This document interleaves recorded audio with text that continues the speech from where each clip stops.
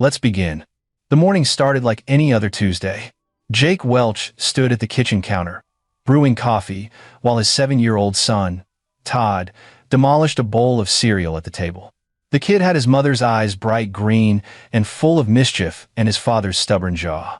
"Dad, can we go to the park after school?" Todd asked, milk dribbling down his chin.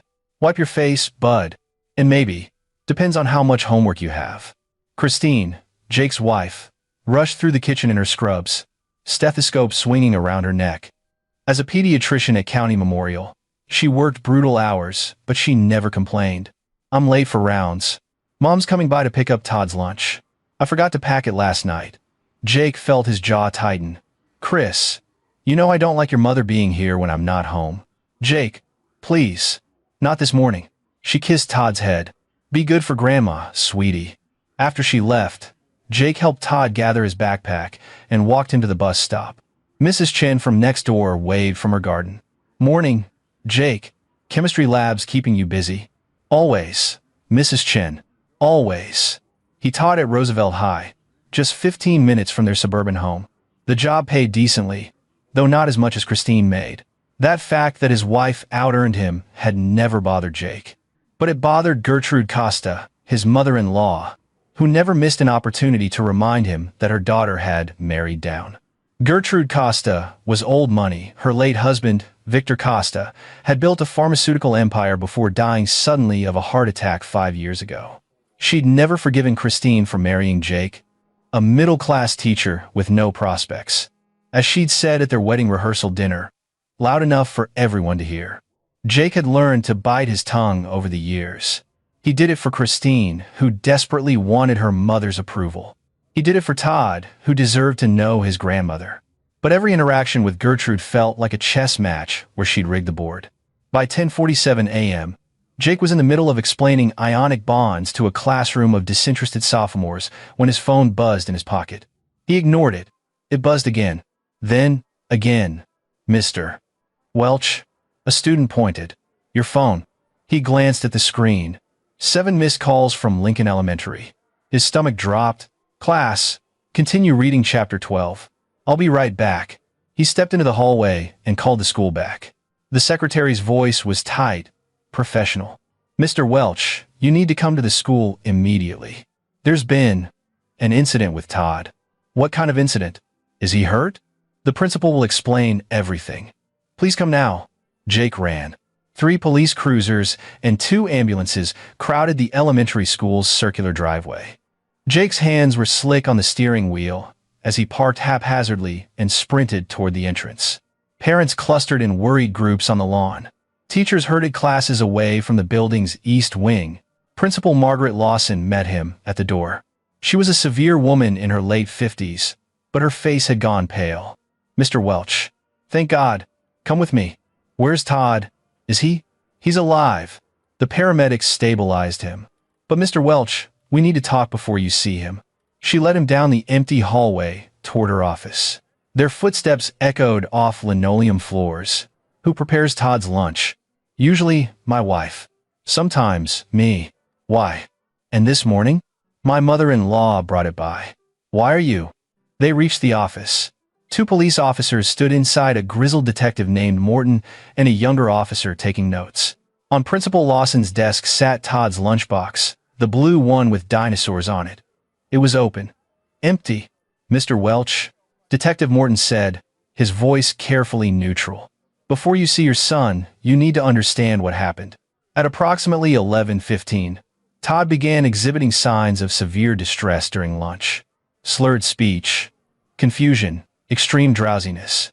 His teacher called the school nurse, who immediately called 911. When we arrived, we examined his lunchbox. Morton pulled on latex gloves and reached into an evidence bag. He withdrew a small plastic container, the kind Christine used for fruit. This contained apple slices, but the apple slices were contaminated. Contaminated with what? "We've sent it for lab analysis, but the paramedics identified the substance visually. Crushed pills. A lot of them. The residue is all over the container, and Todd ingested a significant amount." The room tilted. Jake gripped the edge of the desk. "What kind of pills?" We won't know for certain until the lab results come back, but the paramedics suspect benzodiazepines, possibly Xanax or Valium. Enough to sedate an adult, let alone a 7-year-old boy. That's impossible. My wife's a doctor. We don't even keep pills in the house, except basic painkillers. We lock those up because of Todd. Mr. Welch. Morton's voice hardened. I need you to be completely honest with me. Does your son have any medical conditions that would require sedatives? No. Has he been having behavioral problems? Acting out? No. He's a good kid. Jake's mind raced. You said the apple slices were contaminated. Who prepared them? That's what we need to establish. Who had access to the lunchbox this morning? My mother-in-law, Gertrude Costa. She brought it to the house around 8:30. The officers exchanged glances. The younger one checked his notepad. Gertrude Costa, that's Victor Costa's widow? The pharmaceutical guy? Yes. So, she would have access to prescription medications. Jake's blood went cold. You can't think she wouldn't. Mr. Welch. Right now, we're not thinking anything. We're gathering facts. I need you to give a statement about this morning. Everything that happened. Then, you can see your son. Jake's hands shook as he recounted the morning: Christine leaving early, Gertrude coming by with a lunch, Todd getting on the bus. Normal. Everything had been normal. But his mind kept circling back to Gertrude's face the last time she'd visited 2 weeks ago. Christine had told her that Jake had been promoted to department head at the high school. Gertrude's smile had been sharp as glass. How nice. Such an achievement. The words dripped with contempt. When he finished the statement, Morton said, We'll need to speak with your wife and mother-in-law. For now, go see your son. He's being transported to County Memorial. Jake found Todd in the ambulance, small and pale against the white sheets, an oxygen mask over his face. The paramedic, a woman with kind eyes, touched Jake's shoulder. He's going to be okay. We gave him flumazenil to reverse the effects. His vitals are stabilizing. Can I ride with him? Of course. In the ambulance. Jake held Todd's small hand and fought the rage building in his chest. Someone had done this. Deliberately. Someone had put pills in his son's lunch and nearly killed him. And if it was Gertrude, she just made the biggest mistake of her life. County Memorial's emergency room was chaos. Christine met them at the door, her face a mask of professional control that cracked the moment she saw Todd. Oh God. Oh my God. He's stable, Jake said. They reversed the drugs. He's going to be okay. What drugs? Jake. What happened? He told her in clipped sentences while nurses transferred Todd to a bed.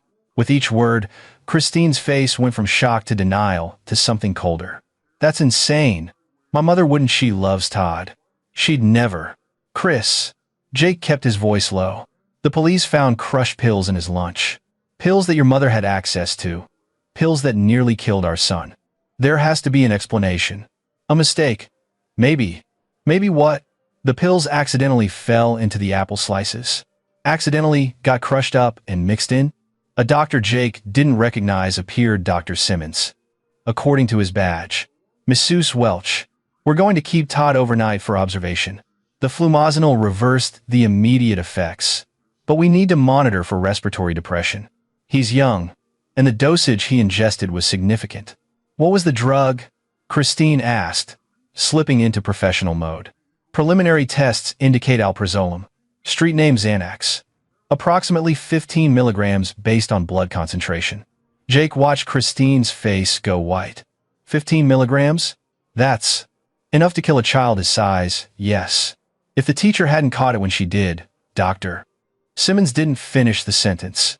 After he left, Christine sank into a chair. My mother has a prescription for Xanax. For anxiety. After my father died, her doctor. She looked up at Jake. But she wouldn't. She loves Todd. She's difficult. I know. But she'd never hurt him. Then how did her pills end up in his lunch? Before Christine could answer, Detective Morton appeared in the doorway with the younger officer. Mrs. Welch? I'm Detective Morton. I need to ask you some questions about this morning. Jake watched his wife go through the same interrogation he had. No. Todd didn't have behavioral issues. No. They didn't keep prescription drugs accessible. Yes. Gertrude had a prescription for alprazolam. Yes, she prepared Todd's lunch this morning. Where's your mother now? Morton asked. At home, I assume. Why? We need to speak with her. We've tried calling, but there's no answer. Christine's hand trembled as she pulled out her phone. She dialed, waited. Mom, it's Christine. Call me back immediately. It's about Todd. She hung up. She's not answering. Does she often ignore calls? No, never. She always picks up when I call. Morton nodded to the younger officer, who stepped into the hallway to make a call. Mrs. Welch, I need you to understand the severity of this situation. Your son was poisoned. Based on the evidence, it appears to be deliberate. We're obtaining a warrant to search your mother's residence. A warrant? You can't just... We can, and we will. If you're in contact with her, you need to tell her to cooperate with law enforcement. After the detectives left, Christine turned to Jake. This is insane. My mother has her problems, but she's not a criminal. There has to be an explanation. Jake looked at his wife, brilliant, compassionate Christine, and saw the denial in her eyes. She'd spent her whole life trying to earn Gertrude's love. She couldn't accept that her mother might be a monster, but Jake could. And as he sat beside Todd's hospital bed, watching his son's chest rise and fall, he made a decision. If the police couldn't prove what Gertrude had done, he would. And if Gertrude Costa thought she could hurt his son and walk away, she was about to learn that Jake Welch wasn't the powerless son-in-law she'd always dismissed. He was a chemist. He understood toxins, reactions, and how to create the perfect chain reaction. Gertrude had just started a war. Jake was going to finish it. By 4 p.m., the police had executed their warrant on Gertrude's estate. Jake stood in Todd's hospital room, watching the news on his phone. Aerial footage showed police cars surrounding the Costa mansion, a sprawling Tudor revival in the wealthy Riverside neighborhood, complete with gates and manicured grounds.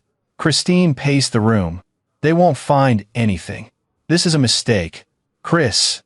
No, Jake. I know my mother. She's controlling and judgmental, but she's not capable of her phone buzzed. She grabbed it. Mom? Where have you been? The police are at your house. Jake couldn't hear Gertrude's response, but he watched Christine's face cycle through confusion, then anger. What do you mean you won't talk to them? Mom, you need to. She pulled the phone away from her ear, staring at it. She hung up on me. Did she say where she was? No. She said she's retaining a lawyer and won't speak to anyone without counsel. Christine's voice broke. Jake, innocent people don't lawyer up immediately. Before Jake could respond, Detective Morton called. Jake put him on speaker. Mr. Welch, Mrs. Welch, I'm at your mother-in-law's residence. We found several items of interest. First, an open bottle of alprazolam in the kitchen, same prescription strength as what was found in your son's lunch. Second, we found traces of crushed pills on the cutting board and knife, consistent with preparation of food. And third, Morton paused. We found a journal. What kind of journal? Christine asked. The kind where Mrs. Costa documented her feelings. About your family, Mrs. Welch. I can't discuss details of an ongoing investigation, but I'll need you both to come to the station tomorrow to review some documents. Your mother is officially a person of interest in the poisoning of Todd Welch. After Morton hung up, Christine collapsed into the chair beside Todd's bed. Jake wanted to comfort her, but something stopped him. A memory, sharp and clear. 2 months ago, he'd woken in the middle of the night to use the bathroom. Passing Todd's room, he'd seen Gertrude standing in the doorway, just watching the boy sleep. Something about her expression, predatory, calculating, had unsettled Jake. When she'd noticed him, her face had smoothed into a smile. Just checking on my grandson. Jake had chalked it up to paranoia. Gertrude was always cold, but surely she wouldn't hurt Todd. He'd been wrong. His phone buzzed. A text from an unknown number. Mr. Welch, this is Albert Graham. I'm Mrs. Costa's attorney. Please advise your wife not to speak to law enforcement without counsel present. This is a complicated family matter that's being misunderstood. Jake deleted the text. Then he pulled up his laptop and started researching. If Gertrude thought she could hide behind lawyers, she'd underestimated him. Jake had spent 15 years teaching chemistry, including a unit on toxicology every spring. He knew how substances behaved, how they were detected, and how someone smart could manipulate evidence. But he also knew something else. Every criminal made mistakes. And Jake was going to find Gertrude's. Todd stirred in the bed, his eyes fluttering open. Dad. Hey, bud. Jake took his son's hand. I'm right here. I don't feel good. I know. The doctors are taking care of you. You're going to be fine. Where's Grandma? Jake's jaw clenched. She couldn't make it tonight. But Mom and I are here. As Todd drifted back to sleep, Jake made a silent promise. He'd protect his son. He'd find the truth. And he'd make sure Gertrude Costa paid for what she'd done in a way she'd never see coming. The next morning, Detective Morton's office smelled like burnt coffee and old paperwork. Jake and Christine sat across from him, while Officer Reynolds, the younger cop from yesterday, stood by the door. Morton slid a photocopy across the desk. This is from Mrs. Costa's journal. The original is evidence, so I can only show you excerpts. But I think you need to see this. Jake read the spidery handwriting. October 3rd. Christine called today, gushing about Todd's science fair project. Jake helped him build a volcano. A volcano. Victor would have hired tutors for proper education, but Christine is content with mediocrity. I tried to suggest alternatives, but she defended him, always defending him. She's blind to what he is, a leech who married her for money. Christine's hands shook. She wrote this. Keep reading. October 17th. Todd called me Grandma Gertie today. I've told Christine repeatedly that I prefer grandmother, but she allows the child to be disrespectful. This is Jake's influence. He's poisoning my grandson against me, filling his head with middle-class values and lack of ambition. If Victor were alive, he'd never allow this. October 29th. I've decided. Christine won't listen. She's too far gone, too manipulated by Jake's schemes. But Todd is young enough to save. If Jake were removed from the picture, if Christine were free to see clearly, she'd realize her mistake. She'd come home, bring Todd, and I could raise him properly. The way Victor would have wanted. Jake felt ice in his veins. She was planning this. It gets worse. Morton flipped pages. November 8th, the day before the incident. November 8th. Tomorrow is Tuesday. Christine mentioned she'd be at the hospital early. Perfect timing.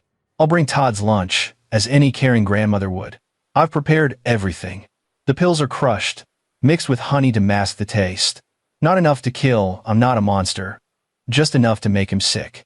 Sick enough that protective services might investigate. Sick enough that Christine might finally see Jake as unfit. A man who can't even keep his son safe. Once doubt is planted, it grows. I've seen it before. Christine made a sound like a wounded animal. Before? What does that mean? Morton's expression darkened. That's what we're investigating. Mrs. Welch, I need to ask you something, and I need you to be honest. How did your father die?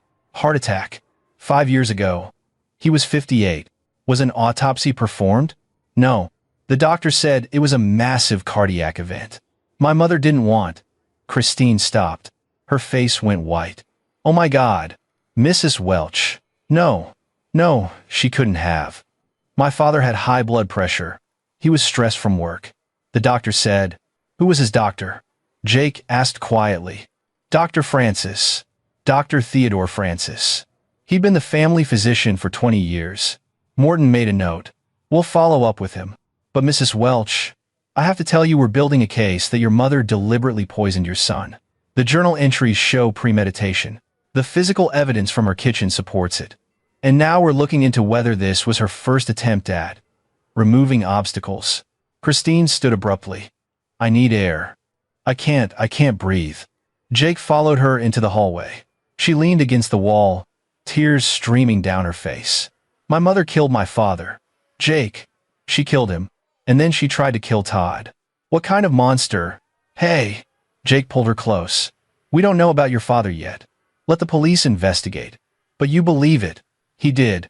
Everything clicked into place. Gertrude's obsessive control. Her rage at losing Christine to marriage. Her constant undermining of Jake. She wasn't just difficult. She was dangerous. What matters now is protecting Todd, Jake said, and making sure she never gets near him again. They returned to Morton's office. The detective was on the phone, but he hung up quickly. Mrs. Welch, I need to inform you that we've issued an arrest warrant for your mother on charges of attempted murder, reckless endangerment of a child, and assault with a deadly weapon, the pills. We've also begun proceedings for a restraining order on behalf of your family. Where is she? Jake asked. That's the problem. Mrs. Costa hasn't returned home. Her car is gone. We've put out an APB, but Morton's phone rang. He answered, listened. Then, his face hardened. Understood. Send units immediately. He hung up. Mrs. Costa was just spotted at Lincoln Elementary. She's trying to access the building. Jake's blood turned to ice. The school? Why would she? She's trying to see Todd's classroom. She told the secretary she needed to collect his homework assignments. Christine grabbed Jake's arm. Todd's friends. She knows their names, their parents. Morton was already moving. Let's go. They reached the school in 10 minutes. 2 patrol cars were parked outside, lights flashing. Inside the office, Gertrude Costa stood rigid and furious, facing down Principal Lawson. Jake's mother-in-law was 72, but looked a decade younger. Expensive dermatology, personal trainers, and a ruthless refusal to age. She wore a cream Chanel suit and pearls, her silver hair perfectly coiffed. She looked like someone's elegant grandmother, not a would-be killer. Christine, darling. Gertrude's voice was honey-sweet. Tell them there's been a terrible misunderstanding. I was simply trying to help with Todd's schoolwork. You know how I like to stay involved in his education. Mom. Christine's voice broke. What did you do? I did what was necessary. That boy needs structure, discipline, proper guidance, not the permissive chaos Jake encourages. Gertrude's mask slipped, revealing something cold and calculating underneath. You were supposed to realize the danger. You were supposed to see that Jake can't protect your son, but instead, you're blaming me? Your own mother? You poisoned him. Jake stepped forward. You crushed up pills and put them in his lunch. You could have killed him. Don't be dramatic. I calculated the dosage precisely. Enough to make him sick, not to harm him permanently. I'm not a monster. Jake, I'm a grandmother trying to save her family from your mediocrity. The room went silent. Even Gertrude seemed to realize what she just said. Detective Morton stepped forward, pulling out handcuffs. Gertrude Costa, you're under arrest for attempted murder. You have the right to remain silent. Gertrude's face twisted with rage as Morton cuffed her. This is ridiculous. Christine, call Albert. Call the lawyers. They can't. You poisoned my son, Christine said quietly. You tried to kill my child because you didn't like my husband. You're not my mother. I don't know what you are. As they led Gertrude away, she hissed over her shoulder. You'll regret this, Christine. Both of you will regret this. I have resources you can't imagine. Lawyers, money, connections. You think you've won? This is just beginning. After she was gone, Jake pulled Christine close. She was shaking, but her voice was steady when she spoke. Jake, there's something I need to tell you. Something I've been afraid to say for years. What? My mother didn't just hate you. She hated that I chose you over her. Over the life she wanted for me. Christine looked up at him. When I was in medical school, I dated someone she approved of. Clayton Chambers. Old money, right connections. He proposed, and I said yes. Jake felt his stomach drop. You were engaged? For 2 weeks. Then I met you at that hospital charity event, and I knew Clayton was wrong. That my mother's whole plan was wrong. I broke it off. My mother never forgave me. Christine's eyes filled with tears. She's been trying to destroy our marriage ever since. And now she's tried to destroy our son. Jake absorbed this. Another secret, another layer to Gertrude's obsession. We're going to stop her, he said. Not just the police. Us. We're going to make sure she never hurts anyone again. How? I don't know yet. But I'm a chemist, Chris. I understand how things break down, how reactions cascade. And I'm going to find every single skeleton in your mother's closet and drag them into the light. As they drove back to the hospital, Jake's mind was already working. Gertrude had mentioned calculating dosages. That meant planning, research, possibly practice runs. And if she'd killed Victor Costa, if she'd done this before, there would be evidence. All Jake had to do was find it. Todd was released from the hospital the following afternoon with a clean bill of health. Jake carried him to the car while Christine handled the discharge paperwork. Mrs. Chin from next door had organized a welcome home party, nothing big, just a few neighbors and Todd's best friend from school, Mitchell Carr. But as they pulled into the driveway, Jake noticed something wrong. The front door stood slightly ajar. Stay in the car, he told Christine. He pulled out his phone. ready to call 911, when Detective Morton stepped out onto the porch. "Sorry for the intrusion, Mr. Welch. We had a warrant to search your home." "For what?" "Your mother-in-law made some accusations during her arraignment this morning. Claimed that you were the one who drugged Todd, that you had access to her prescription, that you've been trying to frame her." Morton's expression was apologetic. "We had to check it out. And we didn't find anything. Of course. Your home is clean. But Mr. Welch, I should warn you Mrs. Costa has hired Albert Graham. He's expensive, ruthless, and he's already filed motions to have her released on bail pending trial." Jake felt his jaw clench. She confessed. "We all heard her. She's claiming duress, saying she was confused, upset, that the police coerced her. Graham's arguing that the journal entries are taken out of context, creative writing, not actual plans." Morton shook his head. "I've been doing this 20 years. I've never seen someone flip a narrative so fast. She's dangerous, Mr. Welch. And she's connected." After Morton left, Jake helped Todd settle on the couch while Christine made hot chocolate. The normalcy felt surreal. 3 days ago, their biggest worry had been Todd's science test. Now, they were living in a nightmare. Jake's phone buzzed. Another unknown number, another text. "You're making a mistake. My client is willing to settle this quietly, a misunderstanding between family. Drop the charges, and we can all move forward. Continue this path, and things will get very uncomfortable for your family. Albert Graham, attorney at law." Jake showed Christine the text. Her face went hard. "He's threatening us." "Not directly. He's too smart for that." Jake thought for a moment. "Chris, I need to ask you something. When your father died, who handled the arrangements? The body? The cremation?" "My mother did. She said she wanted to spare me the burden." "Why?" "Because, if she killed him, she wanted to destroy evidence. Cremation eliminates the ability to test for toxins." "Jake, we can't prove that. It's been 5 years. And even if we could, what good does it?" Christine stopped. "You're not thinking about proving it for the police, are you?" "No. I'm thinking about proving it to other people. Your mother's social circle, her business connections, people who matter to her." Jake leaned forward. "Gertrude didn't just try to hurt Todd. She tried to destroy our family. She thinks she's untouchable because she has money and lawyers. But reputation?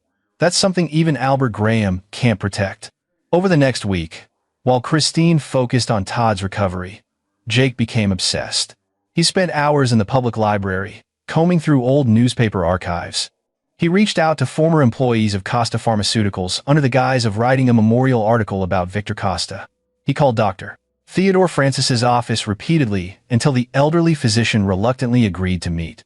Dr. Francis lived in a modest retirement community despite having treated the wealthy Costa family for decades.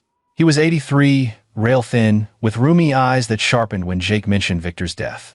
"I've thought about that night for 5 years," Dr. Francis said, pouring weak tea in his small apartment. "Victor was my patient for 30 years. I knew his heart. Yes, he had hypertension. Yes, he was stressed. But a massive cardiac event, at 58, with his medication regimen, it didn't make sense. Did you suggest an autopsy?" "I did." Gertrude refused. She was insistent, adamant. She said Victor would have hated the indignity. She had him cremated within 48 hours. Dr. Francis stared into his tea. "I should have pushed harder. But the family was grieving, and I had no concrete reason to suspect what I suspected, which was that someone helped Victor's heart stop." Dr. Francis looked up. "Mr. Welch, I read about what happened to your son, and I read about the medications found in Gertrude's home. Did you know that she's been on benzodiazepines since before Victor died?" Christine mentioned anxiety medication. "It wasn't anxiety." Dr. Francis pulled out an old file from a drawer. "I wasn't Gertrude's primary physician, but I consulted on her case 3 times. The first time was 20 years ago, after she was hospitalized for what she claimed was food poisoning. The symptoms were consistent with deliberate ingestion of Victor's heart medication, specifically his beta blockers. The second time was 15 years ago, similar incident. The third time, he handed Jake a medical form, was 6 years ago, 3 months before Victor died." Jake scanned the document. Gertrude had been admitted to a private facility for acute psychological distress following accidental overdose. The treating physician noted possible Munchausen syndrome patient may be deliberately inducing illness to gain attention and sympathy. She was practicing, Jake said slowly, testing dosages on herself. That was my fear. But I had no proof. And the Costa family's lawyers made it very clear that discussing their medical histories could result in legal action. Dr. Francis leaned back. I'm old now, Mr. Welch. Too old to care about lawsuits. If this helps protect your son, use it. Jake left with photocopies of the documents, his mind racing. This wasn't just about Todd. This was a pattern: years of manipulation, testing, and finally, murder. He called Detective Morton. I have evidence that Gertrude may have poisoned her husband. Medical records showing she practiced on herself. A pattern of, Mr. Welch. Stop. Morton's voice was weary. I appreciate what you're trying to do, but I can't use this. The statute of limitations on potential foul play in Victor Costa's death has passed. There's no body to test.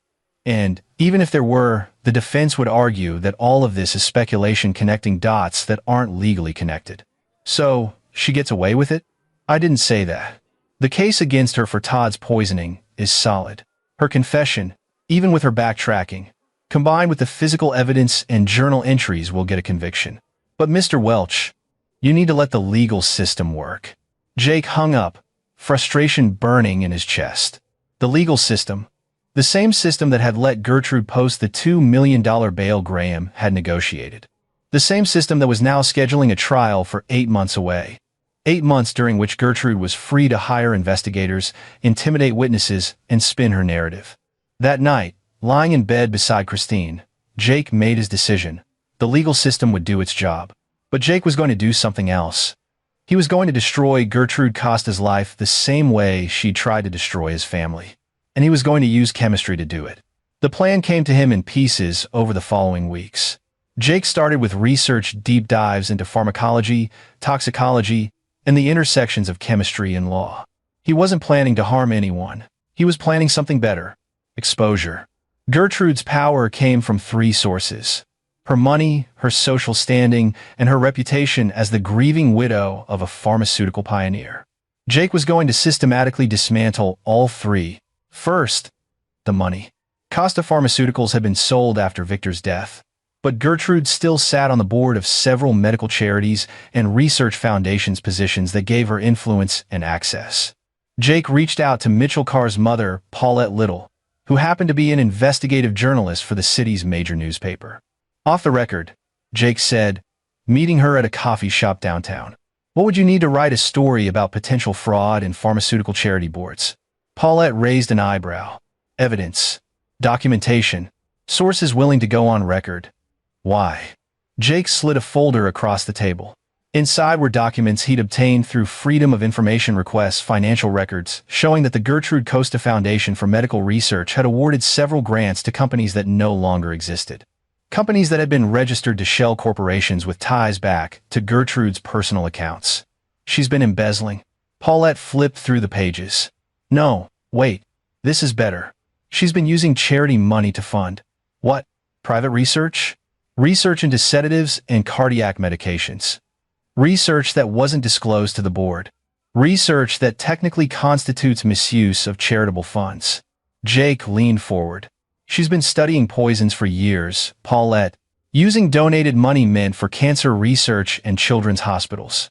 And I can prove it. If I write this, she'll sue me into oblivion. Not if I give you a source willing to testify. Jake pulled out his phone and played a recording. Dr. Francis's voice, thin but clear. I consulted on 3 cases where Gertrude Costa appeared to deliberately ingest medications. I now believe she was conducting experiments on herself. Paulette's eyes widened. Holy shit. The article goes live when I say. Not before. I need to time this right. Second, the social standing.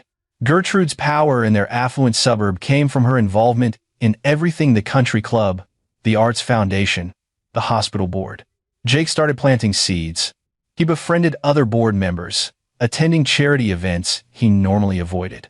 He was charming, sympathetic, the devoted father, trying to rebuild after his son's unfortunate incident. He mentioned, casually, that Gertrude had been struggling with cognitive issues lately, that the family was concerned about her making irrational decisions. He showed people the text from Albert Graham, the barely veiled threats, and framed them as evidence of Gertrude's deteriorating judgment. "We don't want to embarrass her publicly," Jake told Marjorie Harrell, head of the Arts Foundation, over cocktails. "But we're worried. This situation with Todd, it's clear she's not herself." The doctors mentioned early-onset dementia might explain her confusion. Marjorie's face softened with sympathy. "That's terrible. The poor woman. Perhaps it would be best if she stepped back from her commitments until she's better." Within 3 weeks, Gertrude was quietly removed from 2 boards. The official reason was health concerns. The unofficial whispers were worse. She tried to poison her own grandson. Can you imagine? Third, and most importantly, the reputation. This required chemistry. Jake spent 2 weeks in his garage laboratory, the same space where he helped Todd with science projects, carefully recreating Gertrude's crime. He documented everything. The process of crushing pills, the way they'd mix with food, the precise measurements needed to sicken but not kill. He filmed it all, step by step, with clinical narration. Then he did something clever. He reached out to Dr. Cecil Donaldson, a famous toxicologist who'd written several popular books about poisoners throughout history. Jake presented himself as a fellow academic researching modern poisoning methods for educational purposes. "I'd like your expert analysis of this case," Jake said, showing Donaldson his recreations, "for potential use in criminal justice education." Donaldson was fascinated. He spent hours analyzing Jake's work, recording detailed commentary about the sophistication of the method, the calculation required, the clear evidence of premeditation. He had no idea he was essentially providing expert testimony against Gertrude testimony that Jake quietly recorded and saved. But the final piece, the piece that would destroy Gertrude, completely came from an unexpected source. Christine came home one afternoon with a box of her mother's belongings. She had the movers drop these off.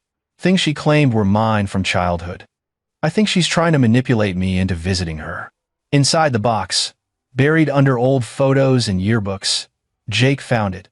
Victor Costa's medical records, not copies. Originals. The ones Gertrude should have destroyed years ago. And there, in Victor's file from his last physical exam 2 weeks before his death, was a note from his cardiologist. "Patient's heart is in excellent condition. EKG normal. No signs of cardiovascular stress. Cleared for full activity." Discussed patient's concern about his wife's recent behavior, specifically her obsessive interest in his medication schedule. Patient mentioned she's been asking detailed questions about his prescriptions, recommended marital counseling. Victor had known. 2 weeks before he died, he'd known something was wrong. Jake sat in his garage, holding the records, and felt everything click into place. Gertrude hadn't just killed her husband on impulse. She planned it because he'd figured her out.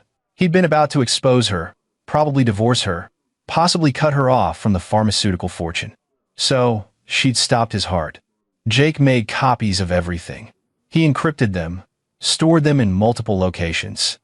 And then he prepared for the final phase. Gertrude's trial was set to begin in 2 weeks.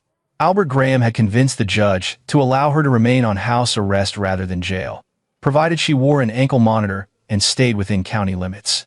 She'd been quiet lately, too quiet. No more threatening texts, no more legal maneuvering. That should have been Jake's first warning. He was leaving Roosevelt High one evening when a black SUV pulled up beside him in the parking lot. The window rolled down, revealing Albert Graham himself. The lawyer was in his 60s, silver-haired and sharp-eyed, with the predatory confidence of someone who'd never lost a case. "Mr. Welch, I hoped we could talk. I have nothing to say to you." "Then listen." Graham's smile didn't reach his eyes. "My client is willing to make a deal. She'll plead to reckless endangerment, serve 2 years minimum security, pay restitution, and maintain permanent distance from your family. In exchange, you convince your wife to not testify against her mother." "Why would I do that?" "Because if you don't, I'll destroy you in court. I'll put every aspect of your life under a microscope. Your finances, your teaching record, your past relationships. I'll paint you as an opportunistic gold digger who married Christine for her money and has been psychologically abusing Gertrude for years, driving her to this desperate act. Graham's voice was matter-of-fact. I'll win, Mr. Welch. Not because my client is innocent, but because I'm better at this than you are. Jake felt rage building, but kept his voice steady. Your client tried to murder my son. My client made a terrible mistake while suffering from grief-induced psychological distress. The jury will sympathize with a 72-year-old widow who lost her mind trying to protect her grandson from what she perceived as danger. Graham handed Jake a card. You have 48 hours to consider the offer. After that, we go to war. And Mr. Welch? I always win. Jake watched the SUV drive away, then immediately called Detective Morton. He's bluffing, Morton said. The evidence against Gertrude is overwhelming. But what if he's not? What if he really can spin this? Then we make sure he can't. Morton paused. Mr. Welch, have you found anything else? Anything that might strengthen the case? Jake thought about the documents in his garage. Victor's medical records, Dr. Francis's testimony, the evidence of Gertrude's years of manipulation. Yeah, he said slowly. I have, but I need your help getting it into the trial. That night, Jake, Christine, and Detective Morton sat around the Welch's kitchen table, building their counterattack. Morton reviewed the medical records. This is good. This shows motive for Victor's death. But without a body. We don't need to prove she killed Victor, Jake interrupted. We just need to prove she's capable of it. That Todd wasn't an isolated incident, but part of a pattern. Christine looked pale, but determined. What about the charity fraud? The research she was funding? That's trickier. It's technically legal. She was funding legitimate research, just research into topics she had personal interest in. Unethical, yes. Criminal. Harder to prove. Morton drummed his fingers on the table. But combined with everything else, it builds a picture of someone obsessed with control, manipulation, and using medicine as a weapon. They worked until 2 a.m., building a timeline that spanned 15 years. Gertrude's hospitalizations, Victor's death, the charity fraud, the journal entries, Todd's poisoning. Each piece alone was concerning. Together, they painted a portrait of a methodical, dangerous predator. The next morning, Jake called Paulette Little. Run the story. The article hit the newspaper's website at noon. The headline, Pharmaceutical Widow Used Charity Funds to Research Poisons. Exclusive investigation into Gertrude Costa's decades of deception. Paulette had done her job perfectly.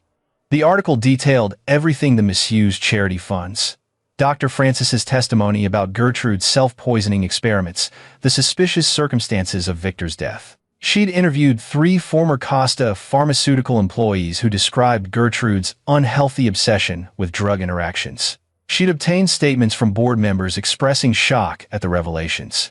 By 3 p.m., the story had gone viral. Local news crews camped outside Gertrude's mansion. By 5 p.m., the charity boards had issued statements demanding investigations. By 7 p.m., Albert Graham had called a press conference denying everything. But the damage was done. Social media erupted. Number Justice for Todd started trending. Crime bloggers picked up the story. Within 24 hours, the narrative had shifted from troubled grandmother makes mistake to calculating poisoner caught at last. Jake watched it all unfold from his living room. Todd curled up beside him watching cartoons, blissfully unaware that his father had just detonated a bomb under his grandmother's defense. Christine sat on his other side. This is really happening. She's going to be destroyed. She destroyed herself, Jake said. I just made sure everyone could see it. His phone buzzed. Albert Graham. You've made a terrible mistake, Mr. Welch. See you in court. Jake smiled. Let him come. Jake had been teaching chemistry for 15 years. He knew that some reactions, once started, couldn't be stopped. And Gertrude Costa's downfall was now a chain reaction spiraling out of control. The trial began on a Monday morning in late December. The courthouse was packed: journalists, true crime enthusiasts, and members of Gertrude's former social circle, all hungry to watch the spectacle. Jake and Christine sat in the front row, Todd safely at home with Mrs. Chen. Gertrude entered in a dove-gray suit, her silver hair perfect, her face a mask of wounded dignity. She looked like every juror's elegant grandmother. Albert Graham had coached her well, But then the prosecution began, and Jake watched Graham's confidence slowly erode. First, Detective Morton's testimony, methodically laying out the evidence. The pills, the journal, the confession. Then Dr. Simmons, the emergency room doctor, explaining how close Todd had come to dying. Then Principal Lawson, describing Todd's collapse at school. Graham tried to poke holes. Isn't it possible the pills were accidentally contaminated? That Mrs. Costa didn't realize.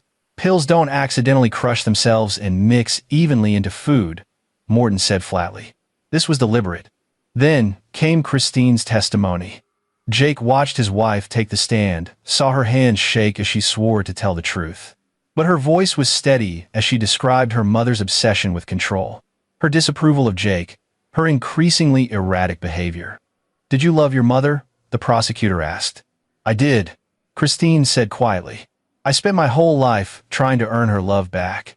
But now I realize she never loved me. She loved control. And when she couldn't control me anymore, she tried to destroy what I loved most. My family." During cross-examination, Graham tried to paint Christine as a manipulated wife, brainwashed by Jake. "Isn't it true your husband has been trying to isolate you from your mother for years?" "No. What's true is that my mother tried to poison my 7-year-old son because she didn't like my choice of husband." Christine's voice hardened. "And I will never forgive her for that." On day 3, Jake took the stand. He prepared for this practice, staying calm, keeping his answers short and factual. But nothing prepared him for the hatred in Gertrude's eyes as he testified about finding Todd in the ambulance, about the terror of thinking his son might die. Graham's cross-examination was brutal. "Mr. Welch, isn't it true you resented Mrs. Costa's wealth? That you felt inferior to her late husband?" "No." "Isn't it true that you had access to Mrs. Costa's home, including her medications?" "She gave me a key years ago for emergencies. I never used it, but you could have. You teach chemistry, Mr. Welch. You understand how to manipulate substances. Isn't it possible you're the one who drugged your son to frame a woman who never accepted you?" The courtroom erupted. The judge called for order. Jake forced himself to stay calm. "I would never harm my son, and the evidence proves it wasn't me. Gertrude's journal, her confession, her prescription that was used. You can try to twist this, Mr. Graham, but the truth doesn't change." On day 4, the prosecution played their trump card. Dr. Francis, the elderly physician, took the stand and systematically demolished Gertrude's defense. He testified about her pattern of self-poisoning, her experiments with medications, her obsessive questions about drug interactions. He produced the medical records from her hospitalizations. And then, carefully, he introduced Victor Costa's final medical exam. 2 weeks before his death, Victor Costa's heart was in perfect condition. There was no medical reason for him to suffer a fatal cardiac event. Dr. Francis looked directly at Gertrude, but there was a non-medical reason. His wife had been studying his medications, learning what combinations could stop a heart without leaving obvious traces. Graham objected furiously. "This is speculation. There's no proof. It's established pattern evidence." "Your Honor," the prosecutor countered, "Dr. Francis is testifying to Mrs. Costa's history of poisoning behavior, which directly supports the current charges." The judge allowed it. By the time the prosecution rested, Jake could see the jury's faces. They weren't looking at Gertrude with sympathy anymore. They were looking at her with horror. Graham's defense was aggressive, but hollow. He called character witnesses who described Gertrude as a devoted grandmother and pillar of the community. He brought in a psychiatrist who suggested Gertrude had been suffering from acute stress disorder following her husband's death. But when Gertrude took the stand, everything fell apart. She'd insisted on testifying despite Graham's advice. And at first, she was perfect, crying softly, apologizing, claiming she'd been confused and not thinking clearly. She spoke about losing Victor, about fearing she'd lose Christine and Todd too, about making a terrible mistake. Then the prosecutor began cross-examination. "Mrs. Costa, you wrote in your journal that Todd was young enough to save." "Save from what?" From a difficult situation. I didn't want him hurt by the tension in the family." "The tension you created?" "I know. The tension that exists when a mother watches her daughter make mistakes." "Is marrying Mr. Welch a mistake?" "Christine could have done better. She was meant for greatness, not middle-class mediocrity." The mask was slipping. The prosecutor pressed harder. "So, you decided to make Todd sick to prove Jake was unfit?" "I decided to help my daughter see clearly. By poisoning her son? I calculated the dosage. He was never in real danger. I'm not a monster." Gertrude's voice rose. "I did what was necessary to protect my family from that man." The courtroom went silent. Graham's face went white. The prosecutor spoke quietly. "Mrs. Costa, did you kill your husband?" Objection. Graham was on his feet. But Gertrude was beyond controlling.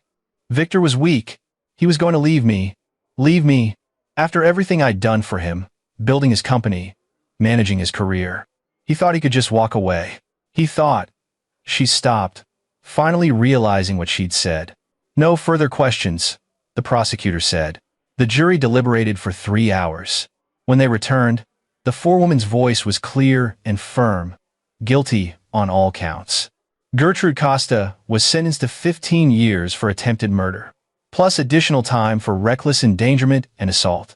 The judge denied bail pending appeal and ordered her remanded to custody immediately. As the bailiffs led her away, Gertrude turned to look at Jake one last time. Her face was twisted with rage. "You destroyed my life." "No," Jake said quietly. "You did that yourself. I just made sure everyone knew about it." 6 months later, Jake stood in his garage, packing away the last of his research materials. The trial was over. Gertrude was in prison. The police had reopened the investigation into Victor Costa's death, though proving it after 5 years would be difficult. But Jake had done what he set out to do. He protected his son. He'd exposed Gertrude's crimes. And he'd proven that sometimes the best revenge isn't violence or cruelty, it's simply making sure the truth comes to light. Christine appeared in the garage doorway. The real estate agent called. "We have an offer on the house." They were moving. Too many bad memories in this place. They'd found a smaller home across town, closer to a better school for Todd, with a big backyard and no ghosts. "You okay?" Jake asked. "I don't know. Some days I'm angry at her. Some days I just feel sad. She was my mother, Jake, and now she's..." Christine's voice broke. "Now she's nothing." Jake pulled her close. "She made her choices. You made yours. You chose our family. That's what matters." Inside, Todd was building a volcano for his science project. A real one this time, not just the garage experiments Jake did for research. The kid was happy, healthy, and had no idea how close he'd come to losing everything. That night, as Jake tucked Todd into bed, his son looked up at him with serious eyes. "Dad, is Grandma ever coming back?" "No, Bud. She's not. Good. She was scary sometimes." After Todd fell asleep, Jake returned to the garage one last time. He pulled out his phone and opened the encrypted file, the complete dossier he'd built on Gertrude. Every piece of evidence, every crime, every manipulation. He'd given most of it to the police and prosecutors, but he'd kept copies, just in case. Detective Morton had warned him that Gertrude might appeal, that Albert Graham might find some legal loophole. But Jake wasn't worried. He'd spent months studying his enemy, learning her patterns, understanding how she thought, and he'd learned the most important lesson. Gertrude's greatest weapon had always been her reputation. Her image as the elegant widow, the devoted grandmother, the pillar of society. Jake had destroyed that weapon, and without it, she was just a bitter old woman in a prison cell, cut off from the money and power that had protected her for so long. His phone buzzed. A message from Paulette Little. "Following up on our conversation. The documentary crew wants to interview you about your role in exposing Gertrude. Interested?" Jake smiled. More exposure meant less chance of Gertrude ever manipulating her way out of prison. It meant other victims, if there were any, might come forward. It meant the truth would spread further than Gertrude could ever contain. He typed back, "Yes. Let's talk." 3 months later, the documentary aired. The Costa Poisonings. How a chemistry teacher exposed his mother-in-law's deadly secrets. It featured interviews with Jake, Christine, Dr. Francis, and Detective Morton. It showed Jake's recreations of the poisoning method. It detailed Gertrude's decades of manipulation. The documentary won awards. It sparked conversations about narcissistic family abuse, about the vulnerability of children, about how people with money and power can hide their crimes for years. And it ensured that Gertrude Costa would never be free, even If she someday got out of prison, her reputation was destroyed forever. Everyone would know what she'd done. Jake watched the finale from his new living room, Christine beside him, Todd asleep upstairs in his new bedroom. The documentary ended with a shot of Jake in his classroom, teaching a chemistry lesson about chain reactions. Some reactions, once started, can't be stopped, Jake's voice said over the footage. They build on themselves, each step triggering the next, until the entire system transforms. That's what happened here. Gertrude thought she could control the reaction, but she couldn't, because the truth, once set in motion, will always find its way to light. The screen faded to black. Christine squeezed Jake's hand. You did it. You really did it. We did it, Jake corrected. You, me, Morton, Dr. Francis. Everyone who refused to let her get away with it. What now? Jake thought about that. The past year had been consumed by Gertrude stopping her, exposing her, making sure she paid. But now it was over. Really, truly over. Now, Jake smiled. Now we live. We raise our son. We be happy. That's the best revenge, living well while she rots in a cell. A year after the trial, Jake received a letter forwarded from the courthouse. It was from Gertrude. He almost threw it away without reading, but curiosity won. The letter was short. Jake, you won. I hope you're satisfied. You took everything from me, my freedom, my reputation, my daughter, my grandson. You destroyed my life. But I want you to know something. I don't regret what I did. I regret that I failed. If I could do it again, I'd plan better. I'd be more careful. I'd make sure you couldn't stop me. You think you're a hero. You're not. You're a man who got lucky. Nothing more. Rot in hell, Gertrude. Jake read the letter twice, then burned it in the fireplace. He felt nothing, no anger, no satisfaction, no fear. Gertrude was irrelevant now, just a bitter woman clinging to her delusions in a prison cell. He went upstairs to check on Todd. The boy was asleep, clutching his favorite dinosaur, safe and healthy and loved.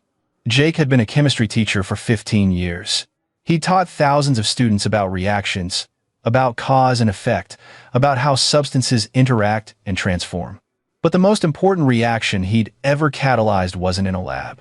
It was exposing evil, protecting his family, and proving that sometimes ordinary people can win against monsters.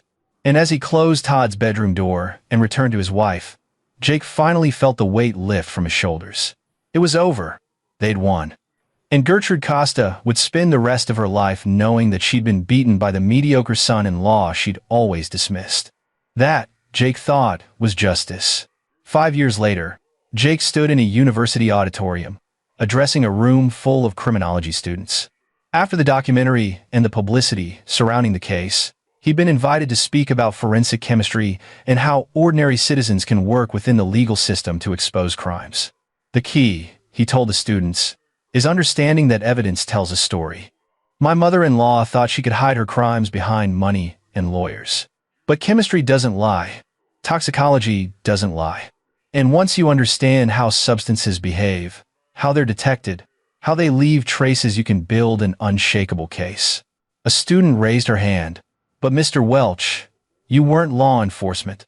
How did you know the evidence would be accepted in court? I didn't, but I knew that truth has weight. If you document everything, if you work with police instead of against them, if you build your case piece by piece, truth wins. Jake smiled, and in this case, truth meant a mother-in-law who thought she was untouchable, finally facing justice. After the lecture, a young woman approached him. Mr. Welch, I'm Allison Bernard. I'm writing a book about family crime, and I'd love to include your case. Would you be willing to? No interviews, Jake said gently. I've told the story enough times. Now I just want to live my life. He drove home to the house they'd bought 5 years ago. Todd was 12 now, interested in chemistry like his dad, talking about becoming a forensic scientist. Christine had opened her own pediatric practice. They were happy. That evening, Christine showed him a letter. This came today, from the parole board. Jake's stomach tightened. Already? She's only served 5 years. She's up for early release. Good behavior, apparently. There's a hearing next month. Christine looked at him. They want us to testify about whether we support parole. Jake thought about Gertrude's letter. I don't regret what I did. I regret that I failed. She hasn't changed, he said.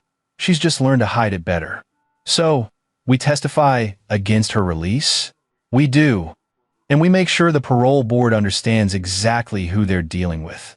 At the parole hearing, Jake and Christine presented their case. They brought Dr. Francis's testimony, the journal entries, the letters Gertrude had sent from prison letters that showed no remorse, only anger at being caught. The parole board listened. They deliberated. Gertrude's parole was denied. She wouldn't be eligible for another hearing for 5 years. As Jake and Christine left the courthouse, Christine said, "She'll never truly be free, will she? Even if they eventually release her, everyone knows what she did." "That's the point," Jake said. "Prison is part of her punishment. But the real punishment is living with what she's lost: her reputation, her family, her power. Everything she valued is gone." They drove home as the sun set over the city. Todd was waiting for them, excited to show Jake his latest chemistry experiment. Christine made dinner. They ate together, laughed together, lived together. And somewhere in a state penitentiary, Gertrude Costa sat in a cell, alone with her bitterness and rage, while the family she tried to destroy thrived without her. Justice, Jake had learned, wasn't just about punishment. It was about protection. It was about making sure the people you love stay safe. And it was about proving that evil, no matter how well-dressed or well-funded, eventually faces consequences. He'd protected his son. He'd exposed a predator. And he'd won. That was enough. This is where our story comes to an end. Share your thoughts in the comments section. Thanks for your time. If you enjoy this story, please subscribe to this channel. Click on the video you see on the screen, and I will see you there.